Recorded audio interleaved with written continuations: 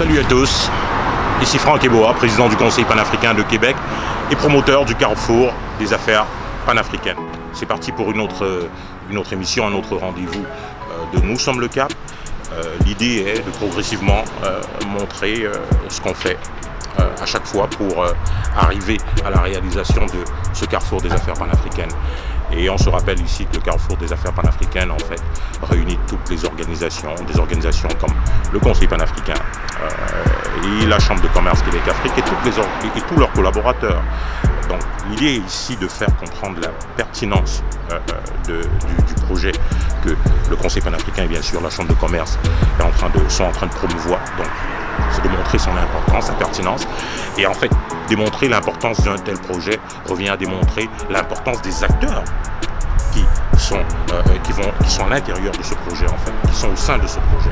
Parce que le Carrefour des affaires panafricaines, en fait, n'est rien sans les organisations qui sont à l'intérieur. Donc c'est en fait le regroupement des organisations, des rapports qu'il y a au sein de ce Carrefour des affaires panafricaines, les réalisations qu'il y a au sein de ce Carrefour des affaires panafricaines, des rapports institutionnels, des rapports privés, publics, des rapports avec les gouvernements, hein, des rapports entre individus, des rapports commerciaux, culturels. Donc c'est ça le concept du Carrefour des affaires panafricaines. On nous pose souvent la question de savoir c'est quoi le Conseil panafricain. On nous pose souvent la question de moins en moins parce qu'évidemment on nous connaît beaucoup mieux, on connaît beaucoup mieux l'organisation aujourd'hui et c'est très bien, bravo, merci à ceux qui nous suivent, qui continuent d'être nombreux à nous suivre, c'est très très bien et à nous encourager parce que là on réalise de plus en plus l'enjeu autant dans la société québécoise, canadienne que dans le monde parce que bien sûr le mode fonctionnel déjà du Conseil panafricain et ce qu'on veut faire du Carrefour des affaires panafricaines intéresse beaucoup de gens parce qu'on parle du vivre ensemble hein, et des moyens de générer un meilleur vivre ensemble à chaque fois, un vivre ensemble multiculturel.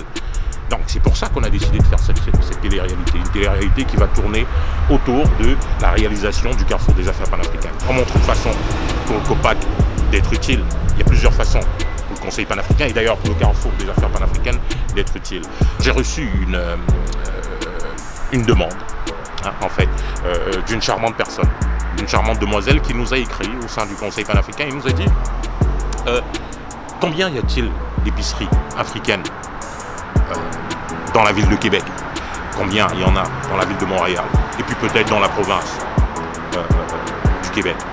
Alors j'ai trouvé ça très bien, j'ai trouvé ça très bien comme question parce que évidemment ça nous renvoie au sein du Conseil panafricain à nos propres devoirs hein, parce que autant le Conseil panafricain que la Chambre de commerce Québec-Afrique, nous avons dans notre mission, par rapport à notre mission déjà, qui est de regrouper les associations afrodescendantes, les afrodescendants et les sympathisants aux causes africaines, on a cette mission-là de s'assurer que les afrodescendants et les sympathisants aux causes africaines s'épanouissent hein, confortablement et ont tous les moyens de s'épanouir, que ce soit au point de vue culturel, professionnel, économique.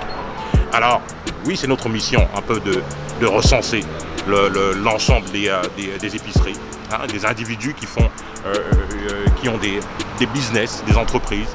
Je trouvais que c'était une bonne question parce que, évidemment, on était déjà en train de travailler hein, sur ce dossier.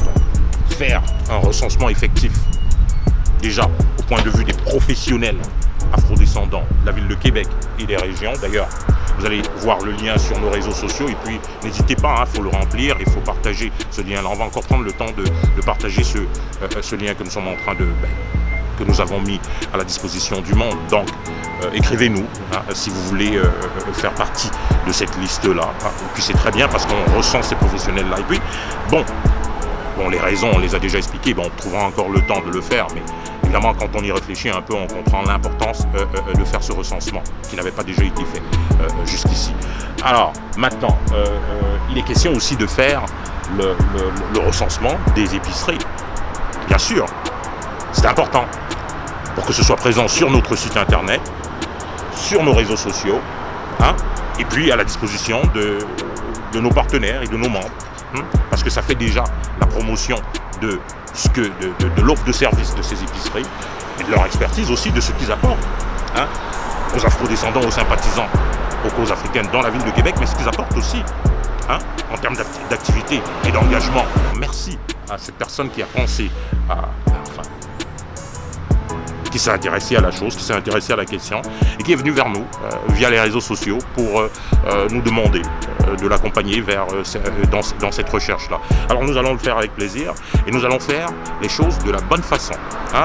Alors non seulement nous avions déjà un certain nombre d'épiceries, d'entreprises avec nous au sein de l'organisation, mais maintenant on va accélérer les choses au point de vue du recensement de ces épiceries parce qu'évidemment, il doit en avoir de nouvelles, hein, parce qu'on avait des rapports avec certaines épiceries, mais je présume qu'avec l'évolution des choses, déjà de la réalité démographique au Québec, je pense qu'il doit y avoir d'autres organisations qui se sont rajoutées. Alors c'est très bien, ça nous permet de revenir un peu, de faire nos devoirs et de s'assurer qu'on a véritablement dans l'organisation ou bien dans un coin, dans un boutin, qu'on a recensé l'ensemble des entreprises afrodescendantes et qu'on a pris le temps, on prend soin de leur donner de la visibilité, de dire ce qu'ils font.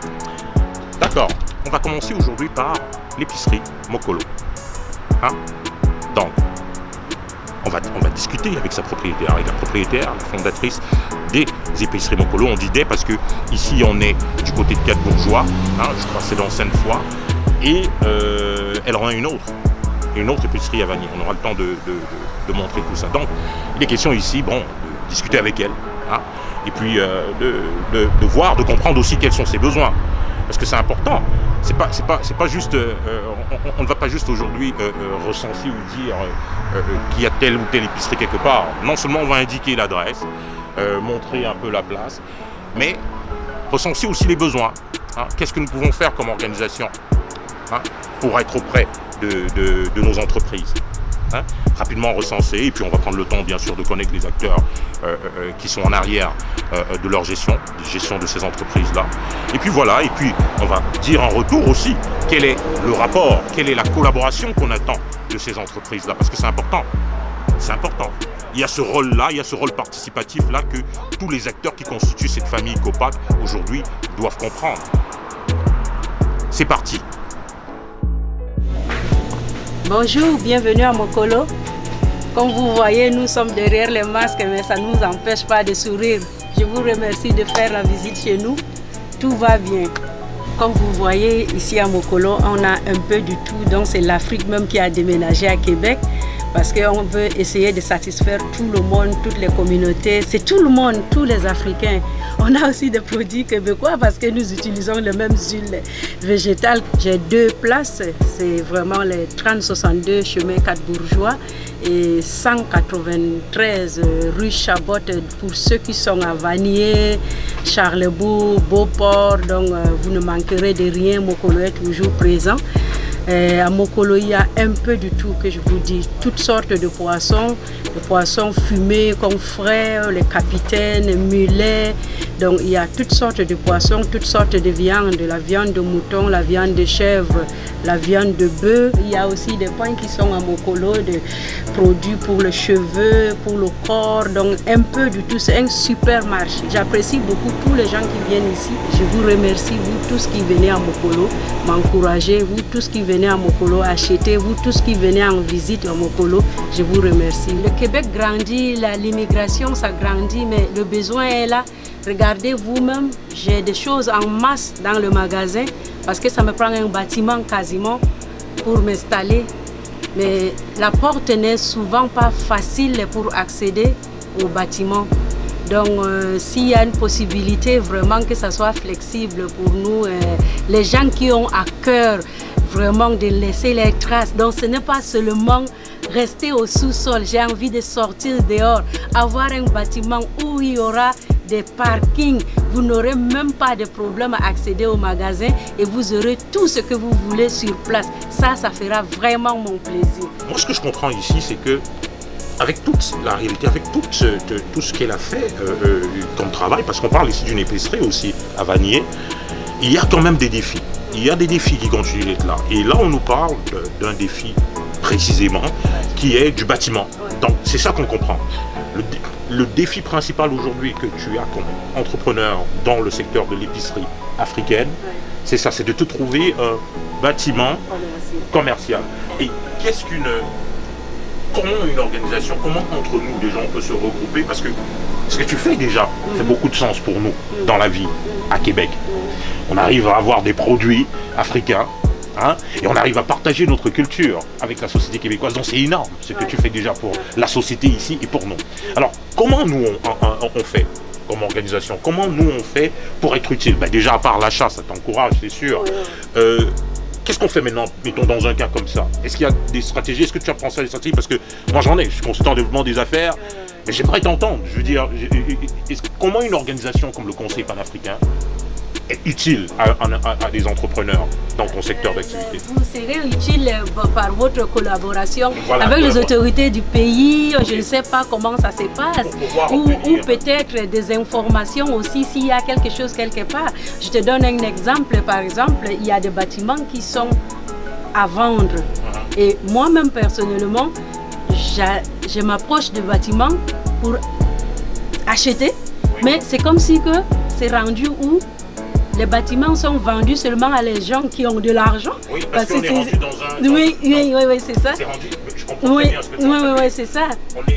On est dans une période où c'est spéculatif. Voilà, on est rendu dans une période où l'immobilier, c'est très spéculatif. Et tu trouves qu'en ce moment, et depuis un certain moment d'ailleurs, et on est au Québec, on ne parle même pas de la réalité à Montréal. Ça devient de plus en plus cher. Donc à Québec aussi, ça devient de plus en plus cher. Et il y a cette réalité au point de vue de la spéculation dans ce secteur-là qui rend ça les achats chers. Et c'est ça cette réalité que les entrepreneurs de nos communautés aussi, on doit se retourner pour trouver une solution pour faire face à ça.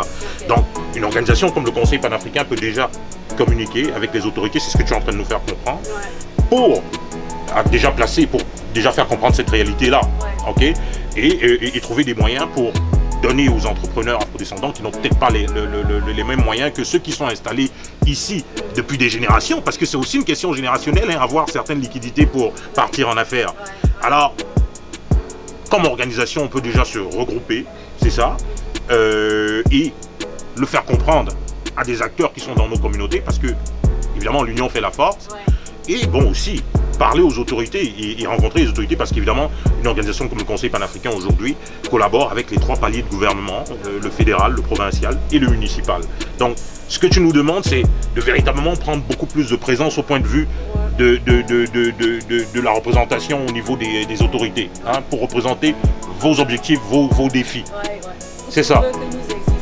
Voilà. Ok, parfait. Vous prouvez que nous existons et puis il faut une place pour nous. Parfait. Oui, c'est ça. D'accord. Ça, c'est. Donc, tu as d'autres choses. Je sais qu'on va rapidement comme ça, mais déjà, c'est bien. Alors, quelque chose d'autre, un autre défi, une autre suggestion Bon, c'est déjà ça. Ok, parfait. Alors, on a compris. On a déjà un entrepreneur d'expérience. On dit. Comment on dit? Qui a roulé sa bosse, comme on dit. Parce que, je vous assure, on aura le temps de maintenant discuter avec le personnage pour comprendre son cheminement, parce que c'est très important, comme je vous dis, pour la communauté et pour l'école à ciel ouvert que nous sommes en train de faire, parce que ce qu'elle représente comme expertise, c'est bon pour nous tous. Alors, on a aujourd'hui cette chance-là et l'occasion d'avoir justement ces informations-là. D'avoir cette information qui nous donne la réalité, hein, de ce secteur d'activité, notamment pour la réalité des afrodescendants. Ok. Alors, nous, ce qu'on peut déjà dire, c'est merci, parce que il faut qu'on soit au courant de ça. Il faut qu'on soit au courant de cette réalité. Et maintenant, en tant qu'organisation, on doit travailler, on va travailler en collaboration justement avec des entrepreneurs d'expérience pour voir comment faciliter ce processus. Parce que c'est ça notre rôle aussi, dans l'organisation. Voilà. Donc, maintenant, on va rentrer dans la phase de ce que le Conseil panafricain aussi attend de cette collaboration. Parce que maintenant, on parle de ce qui peut être fait. Mais c'est quoi le Conseil panafricain, en fait? Le Conseil panafricain, c'est nous tous ensemble. C'est tous les individus, c'est des organisations. C'est ces organisations qui la constituent. Alors aujourd'hui, on va faire un bel exercice aussi, c'est de montrer, c'est de démontrer comment on a déjà pensé à certaines mesures, hein, pour faciliter l'épanouissement de nos membres, hein, qui ont des entreprises, donc pour faciliter, pour stimuler la consommation aussi auprès de nos membres. Alors on va parler de ce concept. Quand la grille tombe, les éléments sortent de leur cause et tu ressens le potentiel, c'est l'extase.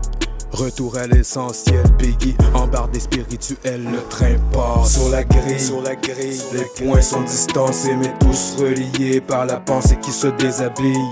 Mon ami, ce qui ne te tue pas te définit pour des décennies, te permet de sortir de la course. Sur la grille, les points sont distancés mais tous reliés par la pensée qui se déshabille.